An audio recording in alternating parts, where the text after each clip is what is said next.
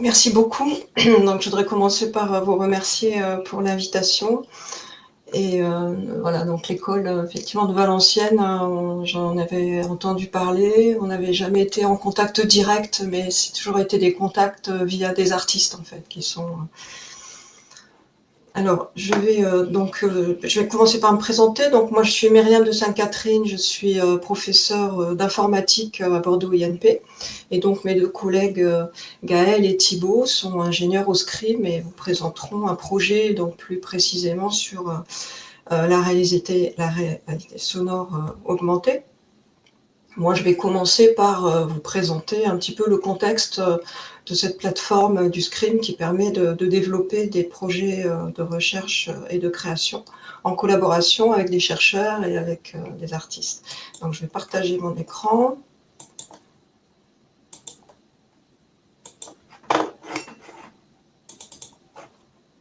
Hop. Voilà. Alors, donc d'abord, toute petite histoire du Scrim. Donc, à l'origine, il faut savoir que c'est un mariage entre l'informatique et la musique électroacoustique, parce que les deux directeurs fondateurs du Scrim, eh bien, Christian Éloi était professeur de composition de musique électroacoustique au Conservatoire de Bordeaux, et moi-même, donc issu professeur d'informatique. Mais à partir de là, les problématiques scientifiques se sont beaucoup élargies. Et donc, on a intégré des chercheurs en physique, en simulation numérique, psychoacoustique. Et puis, de même, du côté artistique, les artistes de l'image aussi ont rejoint le Scrim. On a des projets sur des installations artistiques, du théâtre, de la danse, du cinéma, avec Marie-Laure Cazin, ici présente, que malheureusement, j'ai pas pu assister à son exposé ce matin, mais je le regarderai dans l'enregistrement. Et puis, une ouverture esthétique musicale aussi a été opérée, allant au-delà de la musique électroacoustique, puisqu'on s'intéresse maintenant aussi aux musiques actuelles. Alors, depuis 5 ans, le Scrim est un groupement d'intérêt scientifique et artistique, avec pour tutelle le ministère de la Culture avec la DRAC, le CNRS, la région, l'Université de Bordeaux, Bordeaux INP et la ville de Bordeaux. Et actuellement, le Scrim est en cours de labellisation en tant que plateforme de l'Université de Bordeaux. Alors, qu'est-ce que c'est qu'une plateforme? C'est un ensemble d'équipements qui permettent à la fois à des laboratoires de faire de la recherche, mais aussi de communiquer, de faire des travaux en collaboration avec l'extérieur de l'université. Alors pour le Scrim notamment, l'extérieur, c'est le monde culturel et artistique. Alors les équipements, eh bien, ce sont des lieux en fait qui sont à la fois des ateliers d'artistes et des laboratoires pour les chercheurs, donc des lieux communs qui servent à la fois à la création et à la recherche. Donc il y a des studios de composition classiques, montage, mixage, prise de son, et puis donc il y a un studio de recherche et de création qu'on appelle le 3 Dômes, qui est équipé de 21 haut-parleurs et qui permet de faire de la création de pièces immersives, et qui permet aussi de faire des expérimentations pour la recherche. Il y a une petite salle de spectacle expérimentale qui peut accueillir des travaux sur la musique, l'image, des installations, du spectacle vivant. Et tout ça, ça fonctionne avec une plateforme logicielle qui s'appelle OSIAScore, qui est une plateforme expérimentale qui permet d'évoluer en fait en fonction des contributions qui viennent à la fois des chercheurs et des artistes. Alors voilà, à titre d'exemple, quelques projets dans la galerie de OSIAScore. Donc on voit ici le carrousel musical qui est à l'abbaye aux Damas-Saintes en Charente-Maritime. Ici, c'est une installation des Balthazar Nebula, donc c'est une installation de fumée et de lumière. Ici, on a une installation interactive avec des téléphones sur de la musique. Ici, on voit le dôme en fait du Scrim. Et là, c'est un dispositif avec Pascal Criton, Sonotac vibrotactile. Et puis, alors ici, c'est de la robotique. On pilote des robots aussi avec cette plateforme. Et là, il y a à la fois des chanteuses et un danseur qui interagissent par le son et par un bracelet qui est sur le danseur, avec un dispositif qui permet donc de modifier la musique. Donc c'est une plateforme qui permet à la fois d'écrire un scénario, d'écrire des interactions et de piloter en fait des dispositifs qui sont la lumière, la vidéo, l'image, la musique. Voilà. Alors, donc avec tout ça, les activités du Scream donc sont essentiellement de la recherche scientifique, de la création artistique. Et donc il y a sur place une communauté de chercheurs et d'artistes qui sont sur le site bordelais et qui contribuent régulièrement aux activités du Scream. Mais il y a aussi des résidences artistiques pour participer à l'évolution de la plateforme. Ce sont des artistes qui viennent pour les compétences spécifiques qu'ils vont trouver au Scream. Voilà, et puis ensuite, eh bien, il y a des actions comme les séminaires, des événements pour animer cette communauté, et des actions pédagogiques aussi en milieu scolaire, un peu à tous les niveaux, et dans les formations aussi musicales. Et donc, alors justement, j'en viens aux partenaires. Donc les partenaires les plus proches, eh bien, ce sont les conservatoires de la région, donc le conservatoire de Bordeaux, Bayonne, Angoulême. Et puis, du côté de la recherche, les laboratoires principaux qui sont sur le site de l'Université de Bordeaux, donc le LABRI notamment, qui est le laboratoire bordelais de recherche en informatique qui administre le Scream, mais aussi l'INSIA, l'Institut de neurosciences cognitives intégratives d'Aquitaine, l'IMB, donc l'Institut de mathématiques de Bordeaux, et puis d'autres laboratoires en physique, le LOMA, et puis l'INRIA aussi, l'Institut national de recherche en sciences et technologies du numérique. Voilà, parce que donc il y a des chercheurs de tous ces laboratoires qui viennent développer des projets au Scream. Alors le Scream compte aussi des partenaires artistiques et culturels, bien sûr, donc des compagnies, des salles, et donc et un ensemble en particulier, l'ensemble Proxima Centauri, qui est un ensemble de musique contemporaine qui utilise aussi l'électroacoustique, qui est l'ensemble associé du Scream. Alors, il y a parmi les projets au Scream, il y en a 3 qui sont particulièrement aboutis. Le plus ancien, qui est le projet iScore, qui a donné lieu au séquenceur OSIAScore. Le projet de spatialisation 3D, alors c'est dans ce cadre-là que s'est développé le projet dont vont vous parler Gaël et Thibaut juste après moi, et dans lequel on recherche en fait un nouveau système de spatialisation qui s'appelle le STAR System et qui est plus basé sur la perception. Et donc toutes les techniques de spatialisation sont intégrées dans le logiciel Mosca, qui vont vous montrer tout à l'heure.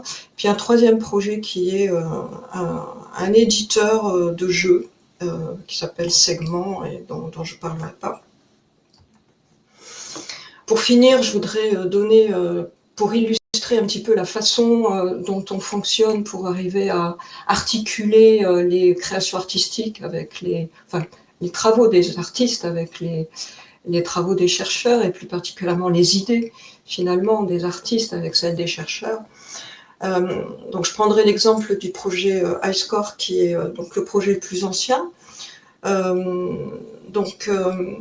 Alors il faut savoir que à l'époque, quand le Scream a démarré, il y a une vingtaine d'années, les compositeurs du Scream, bien c'était des compositeurs de musique électroacoustique qui utilisaient en fait le séquenceur Pro Tools pour composer la musique, donc un séquenceur avec lequel on peut déposer des sons dans le temps, monter, mixer. Voilà. Et puis après, avec les progrès de l'informatique et notamment les performances qui permettaient de faire du temps réel avec les ordinateurs, ils ont eu envie de rajouter des interactions, enfin d'interagir avec leur musique pendant qu'elle se jouait.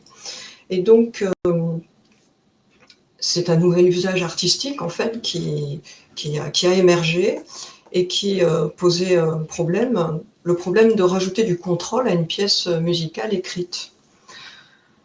Alors, sur le plan scientifique, il a fallu construire un modèle de temps hybride qui mélange à la fois une timeline, puisque donc il fallait que ça reste un séquenceur avec une timeline, donc une représentation statique avec des événements prédictibles sur une timeline, et puis une représentation dynamique qui, elle, est le temps qui s'écoule, la musique qui se joue, sous forme de time flow, est composée d'événements imprédictibles qui vont se produire donc au moment de l'exécution.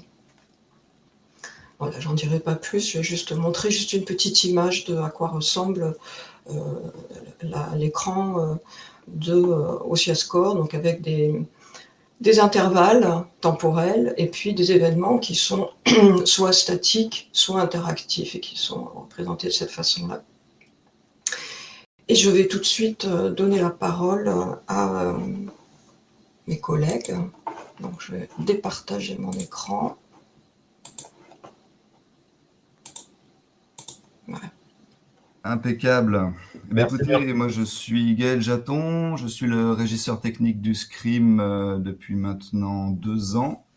Et donc je m'occupe de l'entretien du parc de matériel, de la réparation et de l'installation des équipements, et également de conseils pour les artistes et les chercheurs au niveau technique et matériel, et également d'un peu de développement en électronique embarquée pour tout ce qui va être équipement interactif de scène et de jeu.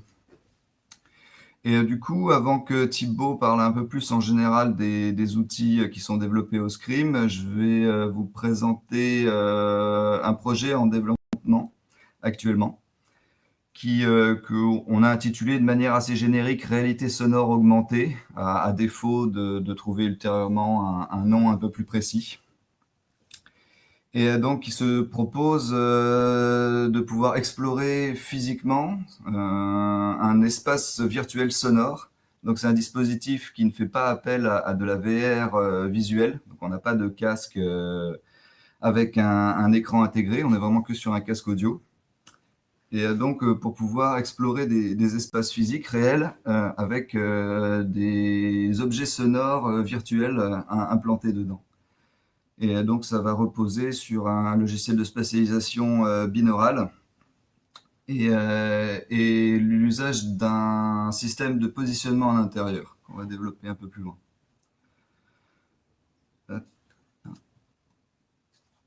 Tac, bon, je vais le faire à la souris.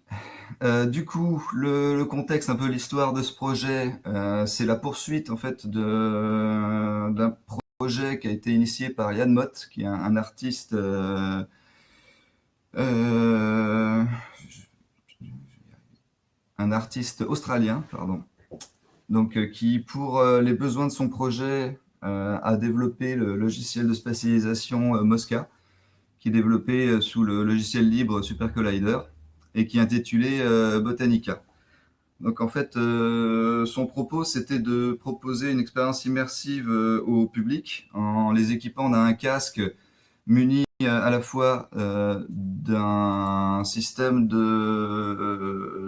un capteur inertiel qui permettait d'avoir l'orientation absolue donc de la tête de l'auditeur, que ce soit en inclinaison gauche-droite, avant-arrière, mais également l'orientation, le cap, la direction, et d'un capteur GPS pour obtenir le positionnement de la personne en temps réel. Du coup, ce système fonctionnait avec un ordinateur portable, voilà, porté sous le bras ou dans un sac à dos, auquel sont reliés le capteur inertiel, le GPS, en passant par un petit microcontrôleur pour l'acquisition des données. Et du coup, lui, ce qu'il avait proposé, à la fois artiste sonore, en particulier dans tout ce qui est les captations en Soundfield, les captations réelles, de proposer comme ça des ambiances sonores dans des milieux naturels, captés dans différentes zones, et de les arranger dans un espace restreint. Souvent, c'était un jardin ou un parc où voilà, le public pouvait déambuler et avoir la superposition du son réel du parc et des espaces du parc avec ces sons rajoutés. Donc voilà, là, vous avez un peu la chaîne du flux de données au niveau de l'installation. Du coup, donc, il a développé un logiciel qu'il a appelé Mosca, qui permet du coup de créer des espaces sonores virtuels. Alors, soit sur un ensemble de haut-parleurs comme un acousmonium ou un dôme, mais également en production binaurale. Et alors, les caractéristiques principales de ce logiciel, c'est qu'il permet de faire le déplacement du référentiel de l'auditeur, mais également la translation de l'ensemble du référentiel, et également le déplacement dynamique de toutes les sources sonores virtuelles qui vont être ajoutées dans cet espace. Et en plus, il a été intégré assez récemment, voilà, une petite couche pour pouvoir intégrer des objets graphiques dans l'espace virtuel sonore pour pouvoir donner des références pour la composition.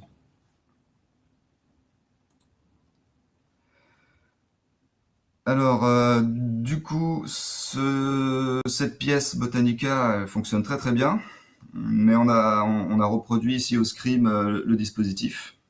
Par contre, on a senti assez rapidement les limites, et en particulier la précision du système de positionnement par satellite et leur fiabilité, en particulier quand on est proche de structures en métal ou à l'intérieur des bâtiments. De plus, pour le caractère immersif dans tout ce qui est procédé binaural, le fait qu'on ait un positionnement qui soit très, très flou et très bruité, limitait fortement le caractère immersif.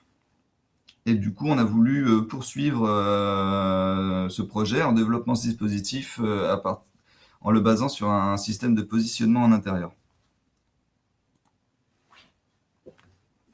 Du coup, on avait plusieurs options qui s'offraient à nous. On avait positionnement par traitement de l'image, positionnement par la force du signal Wi-Fi, donc qui peut être utilisé dans un système existant. Un positionnement par ultrason. On avait également, que je n'ai pas noté ici, le positionnement qui est le plus utilisé dans les systèmes de VR domestiques ou semi-pro à base d'infrarouge ou de scanners laser. Qui offre une très grande précision, mais qui n'était pas adapté à notre usage, car on souhaitait qu'il puisse y avoir plusieurs auditeurs simultanés et également de pouvoir intégrer le dispositif dans un bâtiment avec des cloisons. Donc tout ce qui était ultrason, images et infrarouge n'était pas adapté. Du coup, on s'est concentré sur la dernière solution, qui est le positionnement par radiofréquence à large bande, technologie UWB. Et du coup, on a regardé plusieurs constructeurs. L'un des objectifs aussi étant que le projet soit open source, donc reproductible dans n'importe quel établissement, école ou même par un particulier qui serait motivé. Et donc du coup, on s'est attardé sur le constructeur qui s'appelle POSIX, qui ont leur siège social en Belgique et qui propose un dispositif qui permet à la fois de couvrir une très très grande surface. Avec le Developers Kit, on atteint 400 mètres carrés, mais avec les autres solutions, on peut allègrement couvrir des hangars de plusieurs milliers de mètres carrés, et qui annonce une précision proche de 10 cm. donc ce qui nous semblait tout à fait acceptable pour une immersion en binaural, et qui propose également dans chacun de ces capteurs mobiles un capteur d'orientation absolue. Donc voilà, ce qui était déjà à la base du projet Botanica. Il propose également dans le Developers Kit une API qui est particulièrement flexible et qui permet de récupérer le flux de données sous différentes formes très facilement. Et enfin, c'est compatible PC, Mac, Linux. Les étiquettes sont également compatibles avec les plateformes microcontrôleurs Arduino et les nano-ordinateurs Raspberry Pi, donc ce qui nous permet de réaliser une intégration un peu plus compacte du projet. Donc voilà une petite présentation du contenu du kit de développement. Avec, vous voyez ici, ce sont les étiquettes, donc les parties mobiles qui vont être fixées sur le casque de l'auditeur. Et à côté, les encres, donc qui fournissent les points de repère pour que le dispositif puisse se repérer dans l'espace. Du coup, au niveau de l'implantation, c'est relativement simple. Il suffit de les placer dans l'espace de manière à ce que les minimum 4 encres sans former un plan ni une ligne droite. Voilà. Plus on va avoir un espacement qui sera en volume, plus la restitution des coordonnées sur les 3 dimensions seront précises et fiables. Et ensuite de rentrer dans l'API les coordonnées fixes de chacune des encres, pour qu'ensuite les étiquettes puissent fournir un flux de données avec l'orientation absolue et le positionnement et les coordonnées dans l'espace en temps réel. Du coup, le dispositif, on l'a installé dans la salle Hémicyclia, qui a été présentée par Myriam, qui est donc notre salle de test, restitution publique, résidence, voilà, expérimentation avec retour du public. On a installé 4 encres et pour l'instant on fait tourner une seule étiquette de localisation sur un casque. Thibaut a développé la partie logicielle avec un client fonctionnant sous Super Collider pour récupérer l'acquisition des données de l'encre embarquée. Et donc ensuite router ce signal vers Mosca pour pouvoir réaliser une modification des sources sonores en fonction de la position de l'utilisateur dans l'espace. Pour l'instant, on a des résultats qui semblent encourageants. On a encore un petit peu de variabilité et de bruit dans le positionnement, qui va nécessiter certainement quelques algorithmes de lissage. Et il nous faut également tester avec plusieurs dispositifs simultanés. Notre objectif aussi, c'est de pouvoir faire déambuler un certain nombre d'auditeurs en même temps dans le même espace. Typiquement, si on pouvait arriver à 8 à 12 personnes, ce serait déjà pas mal. Voilà, sinon on a une très bonne stabilité du signal, mais effectivement les données de positionnement sont un peu fragiles. Sur l'orientation, c'est plutôt bon. Alors, pour les perspectives sur ce projet, donc voilà, comme j'ai dit, un meilleur filtrage des données, un affinage du client et du paramétrage de Mosca, multiplication du nombre d'auditeurs. Oui, ce qu'on voulait aussi, c'est que le dispositif soit le plus léger possible, donc en portant le système et l'exécution de Mosca sur un nano-ordinateur Raspberry Pi et une batterie embarquée. Auquel cas, on pourrait descendre un dispositif qui tiendrait dans l'équivalent d'un sac banane et pour moins d'1 kilogramme. Ensuite, on aimerait donc surtout proposer ce dispositif à des artistes sonores et des compositeurs pour expérimenter tout ce qui serait possible de faire avec. Par exemple, une interactivité entre les auditeurs, quand il y en aura plusieurs, et entre l'auditeur et les sources virtuelles.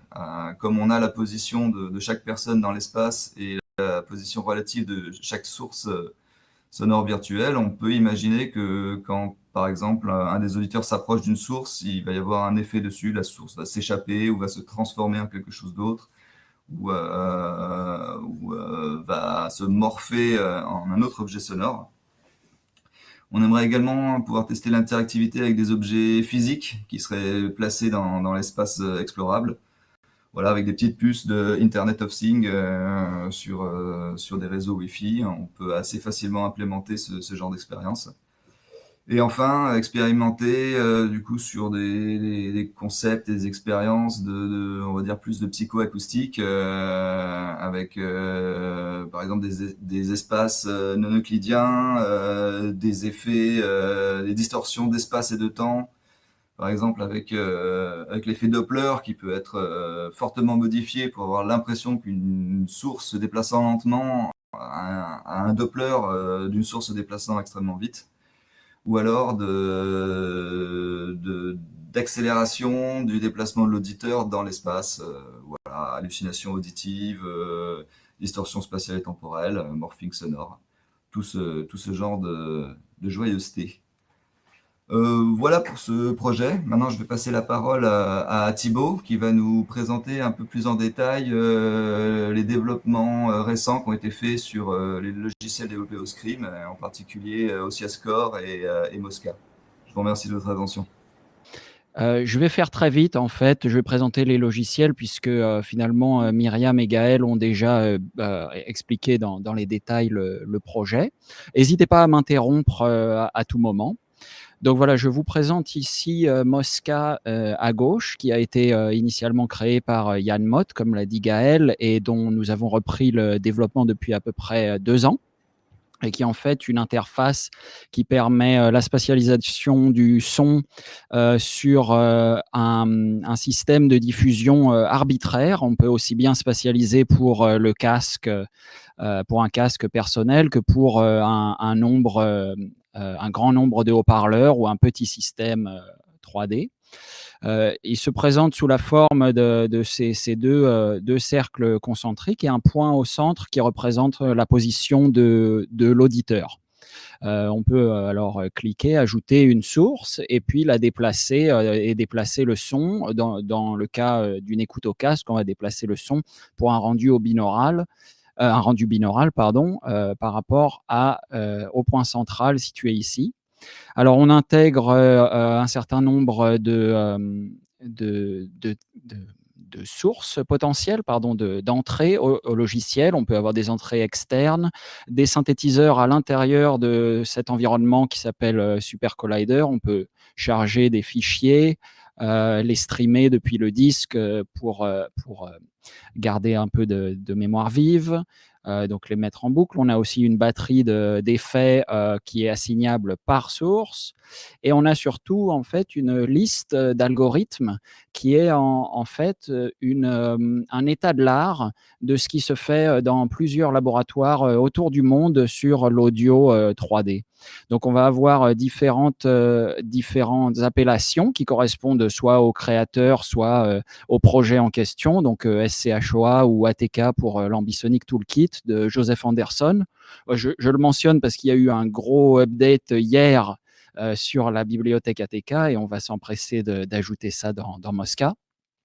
Et ensuite, on peut aussi ajouter bien sûr des effets, changer le volume, mais ajouter des effets de contraction et de dilatation du rendu audio propre à la source et ajouter des effets de Doppler ou des effets auxiliaires. L'intérêt pour nous, quand j'ai repris le développement de Mosca, qui était vraiment quelque chose qui s'utilisait seul, en fait, avec un système d'automation interne qui est toujours disponible, c'était de pouvoir l'interfacer avec le logiciel OSIascore que vous voyez ici à droite. Et maintenant, il suffit d'utiliser le protocole OSC Query qui a été développé depuis un petit moment par une équipe internationale dont Jean-Michel Sellerier, le développeur principal de OssiaScore, et qui nous permet une intégration très simple. Alors j'ai déclaré en lançant Mosca que le device s'appellerait SC pour Super Collider, et il me suffit de l'ajouter. Et là, j'ai directement accès à tous les paramètres de Mosca, source par source. Et je peux aussi éventuellement voir que pour le moment, 3-4 sources sont répertoriées. Si j'en ajoute une, elle s'ajoute automatiquement dans Score. Donc, l'intégration bidirectionnelle, on va pouvoir envoyer et recevoir des informations et comme ça, créer un scénario interactif. Alors, tout simplement, si on peut faire cet exercice à la souris. Et ensuite, quand on veut commencer à écrire un scénario, on va pouvoir sauvegarder la position, par exemple, cartésienne de la source en question, déplacer à nouveau la source à une nouvelle position. Et ensuite, il suffit de sélectionner cet intervalle temporel et de lui demander de faire l'interpolation. Alors, à la lecture, on va maintenant avoir, dans la durée de temps impartie, la trajectoire de la position 1 à la position 2. On peut voir que chaque source est répertoriée selon des coordonnées cartésiennes ou des coordonnées sphériques qu'on appelle azimut, élévation, distance ici. La grosse différence, c'est que les coordonnées cartésiennes sont absolues dans le plan et que les coordonnées sphériques sont, elles, relatives à l'origine, ce qui fait qu'on va avoir une source qui va, quand on va la déplacer avec ce paramètre, qui va se déplacer par rapport au centre d'écoute. Donc là, on a eu simplement un mouvement de la gauche vers la droite. Et maintenant, si on fait la même chose avec la source 1, mais avec le paramètre sphérique, je vais pouvoir enregistrer une première position, puis une seconde un peu plus tard, demander à nouveau l'interpolation. Et cette fois-ci, donc je vais repartir au début, faire ma translation linéaire, voilà, absolue dans le plan, et une seconde qui, elle, va être circulaire, donc autour du point d'écoute. Voilà, pour une démonstration très, très rapide, en fait, de comment on peut assez rapidement créer du mouvement de spatialisation dans Score. Alors, un des intérêts principaux dans Score, c'est pas seulement l'interaction directe avec les paramètres, mais c'est de pouvoir bénéficier d'un temps souple, un temps, une notion du temps qui, elle aussi, peut être relative à différents événements. Et on fait ça en ajoutant sur les états, à la fin des intervalles temporels, un objet qu'on appelle le trigger. Alors à ce moment-là, on peut repartir dans notre lecture et puis une fois que le mouvement a été effectué, on va attendre que le trigger soit validé pour pouvoir passer au prochain mouvement. Et donc là, on voit que j'ai pris du retard sur la ligne chronologique officielle et que finalement, chaque processus peut prendre son indépendance dans le temps. On peut aussi avoir des processus qui, du coup, sont sur des timelines indépendantes et vont pouvoir, comme ça, en parallèle, influencer différentes parties du scénario et de la spatialisation. Voilà pour faire très vite. Vous m'entendez toujours ? Oui, pas de problème, ça fonctionne très bien. D'accord, donc je ne vais pas monopoliser le temps tellement plus. Peut-être juste finir par mentionner que OssiaScore a donc beaucoup d'intégrations de ce type déjà disponibles avec différents environnements, notamment Processing, Unity 3D et Unreal Engine. Alors Unreal Engine, c'est un petit peu nouveau puisque notre développeur principal, Jean-Michel Sellerier, qui développe toujours maintenant à temps plein le logiciel OssiaScore, a reçu la bourse de Epic Games, donc la société qui développe Unreal Engine, et c'est comme ça qu'il va pouvoir développer l'intégration de Score avec Unreal. Donc on a déjà un projet qui se profile où on va pouvoir utiliser le système qu'on utilise avec Mosca, que je développe ici personnellement, faire les premières expériences et ensuite avec le même scénario fait dans Score, passer le tout dans Unity potentiellement ou dans Unreal Engine pour pouvoir avoir le rendu visuel s'il est souhaité. Il se trouve que dans notre projet Oscrim, on se concentre seulement sur le son, mais qu'il est possible aussi après d'ajouter évidemment le support vidéo avec les plateformes qui le font bien. Voilà, on espère, comme Gaël l'a très bien expliqué, avec des logiciels libres, une installation que je vais tenter de simplifier au maximum et surtout du matériel qui a un prix abordable et qui est assez léger à transporter, que ça peut faciliter certaines des expériences que les intervenants aujourd'hui ont proposées. Notamment le fait que peut-être le système qu'on développe avec simplement un casque audio est un peu moins envahissant sur le corps qu'un casque avec un rendu visuel. Voilà, peut-être que ça peut être intéressant aussi du coup pour certaines expériences dont j'ai entendu parler ce matin ici, de neurosciences ou des choses comme ça qui s'intéressent à la perception. Enfin bref, ça c'est pas mon domaine, mais je tenais à vous présenter ces logiciels et je vous remercie beaucoup de m'avoir accordé ce temps supplémentaire.